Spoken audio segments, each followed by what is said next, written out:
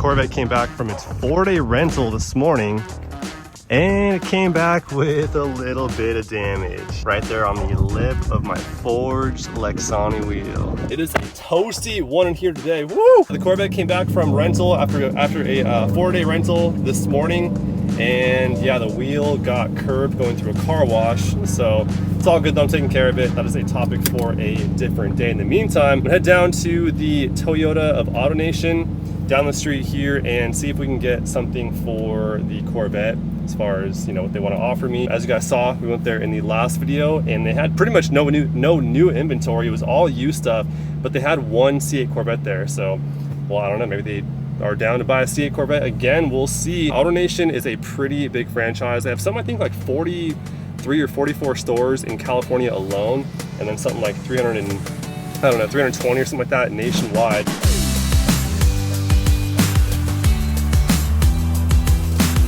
All right, made it to AutoNation Toyota, and check this thing out right here, the 2023 GMC Sierra AT4X. That front bumper's so sick. Get these black wheels. I think that's the only wheel you can choose from actually on the AT4X Sierra, but you get the rear locker, the multi-matic dampers. This thing's cool. I think it only comes in the short box. Super cool truck. All right, there she goes. Off to the appraisal. About 15-20 minutes I'll be waiting, so not too shabby. This is your used side, right? Yeah, this is all our used side here. Our new side is pretty much those kind of vehicles over there. So you got what, 3 or 4 on the new side? Pretty much like four cars at the moment. Okay, so about half of the used cars on this side, and then another half over there with writing on the windows. What's that about? So the ones that have writing on the window over there, those are all used cars that we just purchased themselves. So once we purchase your vehicle, we'll put the person's name who wrote it, how many miles on it, the specific date we bought the vehicle, and then any other dealership that has that's under AutoNation gets to pretty much come out, take a look at those vehicles and see if they want to sell them at their lot. Got you. Okay, so you're not going to be putting those on your used lot here then. You're wholesaling those pretty much then. Pretty much. Are you buying those from auction mostly, or from private buyers or sellers? Private sellers, pretty much. Mostly private sellers. That goes on Kelly Blue Book, puts out their information, gives us a call saying, hey, I just want to see what my model is for their vehicle. Just pretty much trying to get the best number for them. Okay, so majority of them are online through Kelly Blue Book. Yeah, most of the And then you contact them and say, hey, we'll give you this price for it. Pretty much. So the good thing about AutoNation is we are a Kelly Blue Book authorized dealership. So once you get that certificate, they ask you just to go to any KBB authorized dealer to verify that offer. Interesting. Okay. We just got to make sure, hey, all the information you entered is correct. We take pictures on their behalf, send them over, let them know, hey, everything that's on here is perfectly fine. Here's the pictures to prove it. What's your final offer? Well, let's find out what the Corvette's worth. Let's do it.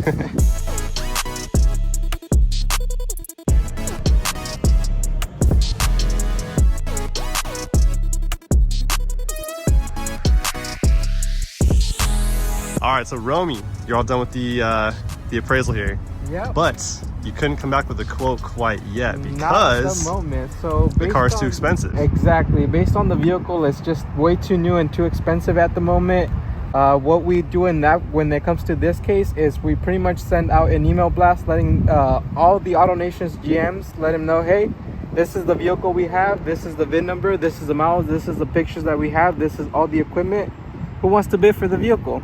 Yeah, so I guess basically what you're saying then is it's too expensive to purchase it and just house it on your lot. Correct. You send an email out to all the other GMs that are nearby, and then you just bid it off to them, but you want to have a buyer lined up before purchasing it from me. Correct. So you're not out of pocket on it. We don't want them sitting there for sure. a long amount of It's time. a unique market, I get it. Exactly. It's still a relatively, I'm not going to say new car, but not a very common car. Kind of what the big issue is just once we put in the information, we do have a calculator that lets them know, hey, based on the mileage, the year, this is how many vehicles are on the market based off right now.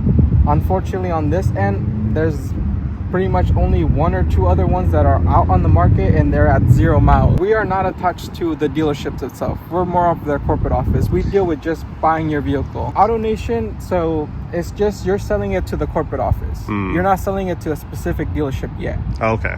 So the way we work is we're more different part of the process where you don't, if you're like, let's say I want to trade it in this vehicle to get a new one, It's a different process. We're just here if you want to sell your vehicle to us, and that's why we're here. We'll get you the best number out in the market. Gotcha. But we can't roll any negative equity onto another dealership at that point. Something you would have something to go you didn't to know. them. Yeah. Now I know. But if it's here, then we can. Yes. Okay, so if it's one of your cars on this lot, right, new or used, I can. Pretty much. So I can pick up this Nightshade Edition Camry right here. Go from the Vet to the Camry, make some smart decisions in life. Okay, so we have one GM that came back from another AutoNation with an offer of the MSRP on this. Correct. So my MSRP on this is $69,000 and like what, $20 or whatever it was. Right. Whatever, something like that. But yeah, it's our offer so far, and yeah, that's pretty much it so far. So far. All this lot right here is getting pretty much farmed out to another AutoNation dealership. Correct. Pretty much get on the truck and head out to wherever they're going to be going. Is it normally out of state or is it somewhat local? A lot of them are going to be local. Out of state, it's a different process. We have to get our trucking company that comes out, and they only come out for after we have like 20 cars that we're going to send to a specific dealership. Pull up to CarMax really quick and I don't know, just see what they think of what they want to offer me for the Corvette here. And then shop around to a bunch more dealerships, because if you guys go to one Chevy dealership, then to another, all those offers are going to be different. When I sold my 2021 Silverado, I went to one Chevy dealership, to another, and almost sold it to a dealership that was about 45 minutes away from me that I found to be the highest offer, and then ended up ultimately selling it to one that was about 2 hours away for $2,000 more than that offer right there. So every offer is different. No two offers are the same, even from the same brand. So it's important to go to multiple dealerships, even outside of the brand of the vehicle that you are selling. So just continue to shop around for the best trade-in.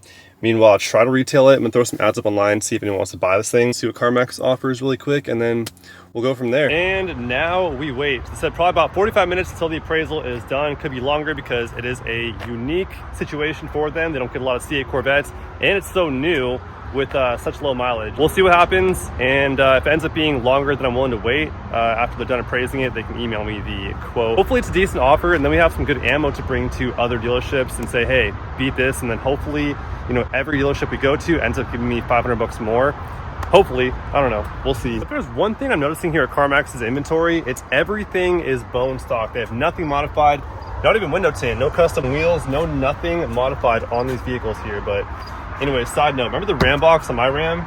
This thing's actually really nice. It's a very nice feature for the Rams. But we have the 19 Ram Limited here, and let's see what's going for. Got 40,000 miles on it, four-wheel drive, going for $52,998. All right, so we have the offer from CarMax here, and it's not exciting one bit. It is $67,000. Yeah, that's a bust. It's all good. At least we tried. Back again like we never left. Welcome to Simpson Chevrolet.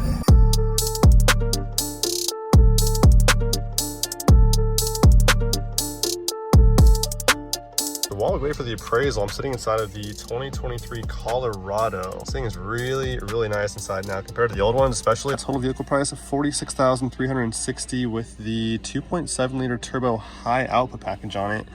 LT convenience package, $3,075. Something I'd consider in the future for sure. Wow, they just offered me $60,000 for this car.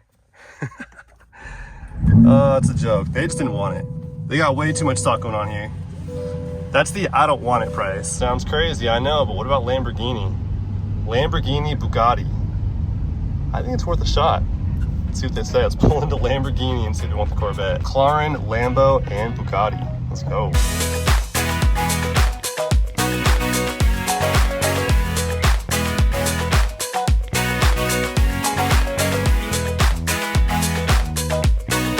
Got the Performante. All right, well, super cool people here, but the offer was $65,000. Got some hot chocolate though. So, oh well. Kind of thought they'd be a little bit higher, but it's all good.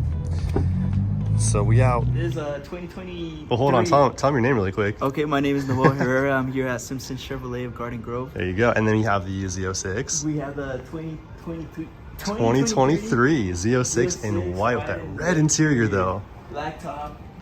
This is the so sick. option. Got the convertible on it. How much is this thing though? Let's start with that. MSRP. $208,655. So don't come light. Don't come light. Better than a Ferrari though. It's a lot of car for sure. Look at that. The bow's on there for you too. This thing's ready to go. It landed what, 2 weeks ago you said? 2 weeks ago. Here it is, Simpson Chevrolet. And there's one more out here too. It's a, I think it's a 3LT 3LT. with a Ferrari spec on it, red with the tan interior. Yes. So here it is at Simpson Chevrolet, Garden Grove. Come and get it. Hit up your boy. Ask for me, Noel. Hit up your boy. Ask for me, Noel. Ask for your boy Noel. Get you a Z06, but come correct, don't come light. $208,000 for the Z06. Thing's insanely priced, but so if you guys want it. They offered me about $65,000 would be their offer, they said. So what is the lesson we learned in today's video? There is some value to be had here. I want to show you guys firsthand the difference it makes going from one dealership to another, even if they are the same brand. You know, Chevrolet from Chevrolet. Very first Chevy dealership I went to offered me $67,000 and some change. That was like some automated, you know, thing they used online or something like that. I'm not too sure how they generated that, but we ended up talking later on and they brought it up to $72,000. So I have the highest offer from them at $72,000, but then I had an offer for $60,000 from the other Chevrolet dealership, and that was 20 minutes away from each other. Not even that far. That goes to show though, every single dealership you go to is gonna be hugely differently priced. You guys remember also when I sold my Silverado, I went from dealership to dealership to dealership around town, and then I found one about 45 minutes outside of town, and they priced me higher than all the local ones around here. And then I found one 2 hours away from me for $2,000 more than that one 45 minutes out was offering me, and I thought that was a good deal. So it really pays, spend a day driving around, go to dealership, from dealership to dealership, bring your car, go in person, and just shop for the best offer. And this does go for not just selling a car, but buying one too. I'm seeing F-150s now that, remember we looked at some F-150s recently and they were going for thousands over MSRP. But if you look in a different region, I'm seeing them out of state for, you know, $5-6 grand under MSRP. What if I had the mentality of, oh man, like if I went to that one dealership that offered me $60K for my car, and I was like, oh man, like that's the value of my car, that's what I'm gonna get. And I took that. I'd have been so upside down in this car. It's not even funny. Like 72 is already like taking a pretty big hit. Imagine $12,000 less. That's a $12,000 difference. And I guarantee if I shop around some more, I'll find a better deal. There's a dealership out there with, you know, people that are on the buying end of these dealerships. They'll find value in the car and they will offer me, you know, a better value for it. It's bound to be out there. I just haven't even hit that many of them yet. So I have a very strong potential candidate for the Wrangler. So the Wrangler's getting sold pretty soon here, which is awesome because now I might just keep the Corvette for a bit longer. These offers are not enticing one bit. I'm not dying to sell my car for what I've been offered so far. It's not happening. So I'm like, all right, let's sell the Jeep and now I'll just have 2 cars. I hate having 3 cars. 3 cars for me is not it. It's cool having 3 cars, you know, one for each mood or whatever. You know, it's cool driving the Jeep sometimes, not always. But for the most part, the Jeep sits there and I'm making monthly payments on it. I'm paying insurance on it. I got to keep it clean. Once in a while, I got to move it around. There's nothing, I'm not getting much out of it. And Turo's not hitting too hard for the Wrangler, but it is doing pretty good for the Corvette. I've already made almost $1,900 so far on Turo in the short time I've had it on Turo. So I think it's probably my best interest to probably just pay down some of the principal on what I owe on the Corvette, maybe, you know, give them like $20,000, $25,000 and then bring my loan down drastically to where I'm not paying so much finance charges every single month. I love the car. I don't want to sell my car, but like the finance charges are sort of the main culprit as to why I wanted to sell it. So I think by selling the Jeep and then paying down the Corvette, I kind of justify keeping it given like Turo is still popping on the Vet.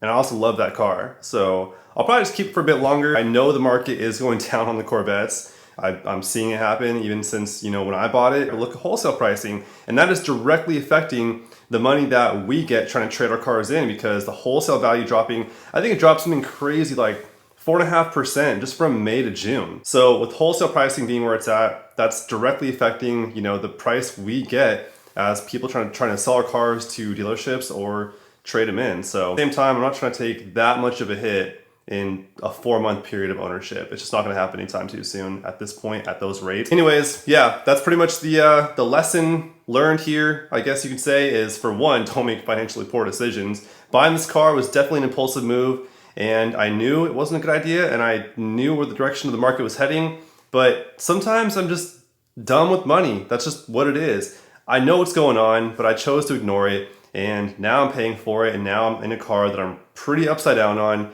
That's just going down in value. It just is what it is. But it's a cool car. I really do enjoy it. And I'm definitely going to offset a lot of my loss by putting it on Turo. So it's all good, I guess. And overall, I really do enjoy the car when I have it on its downtime. That's the most important thing. I think certain things can be justified by just saying you enjoy it. You know, things cost money. It's not always going to be the smartest decision financially, but if you love it, we all have that one thing we spend too much money on. I'm not trying to justify, you know, being dumb about the way I bought it. You know, it's kind of impulsive, and yeah, I shopped for like a week, which some people plan to buy these cars for like a year in advance or even more.